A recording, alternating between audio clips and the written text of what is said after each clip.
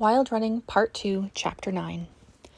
The day of Sam and Anya's wedding was cold and sunny. The snow had stayed and glittered like millions of diamonds in the bright light of the afternoon sun. The chores were done in record time that morning, so everyone could go home and get ready. Anya was still a little miffed that she had been banned from the barn and was anxious to see her babies again before she and Sam left for their honeymoon in a few days. They were planning to spend their first night in a hotel. Then they would move Sam into the house. They would be taking one of the large bedrooms with attached bathrooms down the hall from Anya's old room. After that, they would be flying to California to board a ship for a 14-day cruise that would be taking them from Los Angeles to Mexico, with stops all along the way. Anya was especially looking forward to ziplining in the Sierra Madre Mountains. The wedding ceremony would be held in the front yard, and Sean and Blake had spent hours getting the rose-covered arbor and chairs set up just right for the small ceremony. Anya was ready several minutes ahead of schedule. The ceremony scheduled for 2 o'clock. She went to the window overlooking the yard and peeked out. The chairs were already full, and everyone was happily chatting away while they waited for the service to begin. "Anya, do you have everything?" Tori asked as she barged into the room, anxiously smoothing out her periwinkle blue dress. "Something old, new, borrowed blue?" "Yeah, I've got the heirloom necklace that belonged to my great-grandmother. I've got a borrowed tiara, new shoes, and you are my blue, so that about covers it." Her eyes filled suddenly with tears, and she rushed to Tori and hugged her fiercely. "I can't believe you're getting married," Tori whispered, tears filling her own eyes. She grabbed a Kleenex for herself and Anya and dabbed them away, careful of her makeup. "I'm going to head down and get things started before I start blubbering. I'll send Dominic," she promised, as she hurriedly swept from the room. Anya's nerves were overwhelming, but she took a few deep breaths while she waited for Dominic to arrive. She was thrilled and scared at the same time, her love for Sam overwhelming in its strength, but scared of the future, knowing everything in her life was about to change. "Look at you," Dom said from the doorway, eyes filling. She went to him and gave him a fierce hug. "Not bad yourself," she returned with a watery smile. "Stop that now," he admonished. "You'll get me going, and then things will just get messy." She laughed and hugged him again. "Are we ready?" He nodded and offered her his arm. The whole way outside, Anya was in a nightmare of nerves, but as soon as the wedding march started and she started down the aisle with Dominic, her nerves settled, and the only things she felt was the joy and love, and the only thing she saw was Sam's beloved face. Sam took Anya's hands in his, and they repeated the vows the pastor intoned for them.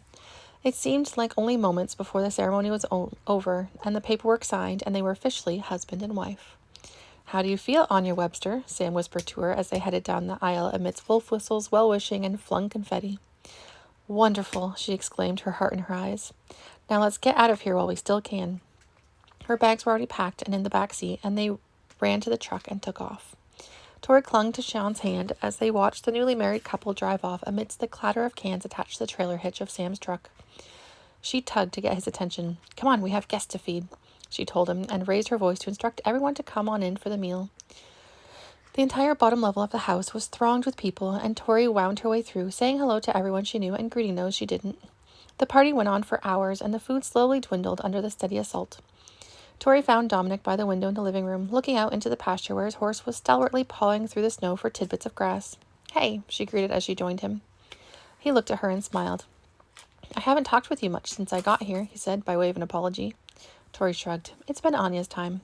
Yours will come." "Well, could it come before you leave? Because I would love your help with my young and very feisty mare." Dom grinned. "I will help you, but I need your help in return. Name it." "I want my son to have a job here." Tori was surprised. Anya had never said anything about Dom having a kid. "How old is he?" "He's 20 now. I had a misspent youth, and he's the only good thing that came from it," Dom admitted. "Has he applied? Any relevant experience?" "He has worked the odd job here or there, but his main experience is with me and my horses and training methods." Tori nodded, excitement building. If he was half the horseman his father was. "Is he any good?" Now Dom grinned, pride shining in his eyes. "He takes after his old man." "Send him on down, we'll take him." Dom inclined his head with gratitude, a strange gesture for the big woodsman, but somehow gallant. "I'll start with your horse tomorrow," he promised. Tori grinned her thanks and excused herself. People were starting to leave, and she had to see them off. Most everyone left, including April's parents. They had a midnight flight scheduled and had to rush to catch it. They hugged April tightly and thanked Tori for the generous hospitality shown them. Tori hugged them both to her surprise and wished them well. To their surprise, sorry. When the house was finally empty, she locked up and went up to bed. The next day, Dominic started to work with Nebula as promised, while Blake and Sean helped Sam and Anya move. Dom stood in the middle of the ring and released Nebula. She immediately turned to move away from him, and he encouraged her, inviting her into a faster pace. With nothing but a lead rope, he pushed her forward until he had her trotting around the ring. After a few laps, he turned her the other direction, and she soon began flicking her ear towards him. Tori watched, fascinated, as Dom kept Nebula moving, expending all the excess energy the mare seemed to hold, while he stood, turning with her progress, occasionally slapping the lead rope against his leg to encourage more speed. It wasn't long before she began to circle closer to Dom, bobbing her head and licking her lips. He moved toward her, and she stopped and watched him approach.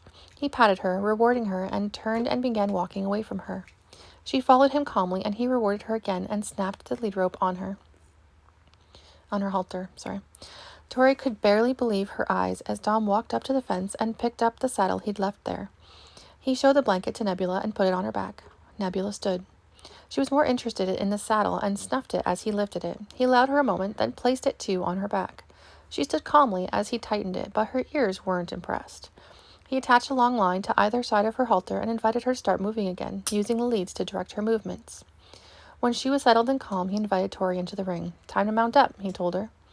Tori took a deep breath and nodded, moving to Nebula's side. Dom helped her up, so she was half in the saddle, and Dom invited Nebula forward to get used to the weight while Tori had a chance to spring safely free if Nebula decided to buck. Nebula went forward a few paces, but remained calm, so Dom nodded to Tori to completely sit in the saddle. He helped her get her stirrups and led Nebula forward for a bit before handing the reins to Tori and standing back to let her guide the mare. Tori calmly guided Nebula, walking around the ring a few times before turning her around and even backing her up before continuing forward again. Dom approached, and Tori halted Nebula while he took the leads, and Tori nimbly dismounted. "That was incredible," Tori gushed, excitement bubbling out of her now that she no longer had to stay calm for the mare. Dom nodded and smiled.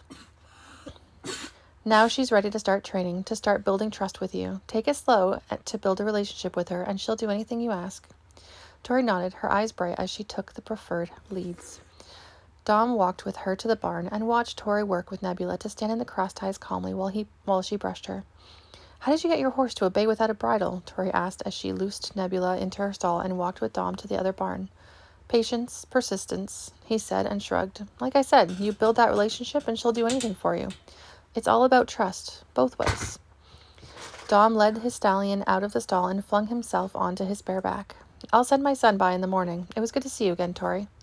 He waved briefly, and he and the stallion moved with perfect accord around the corner and galloped through the field out of sight.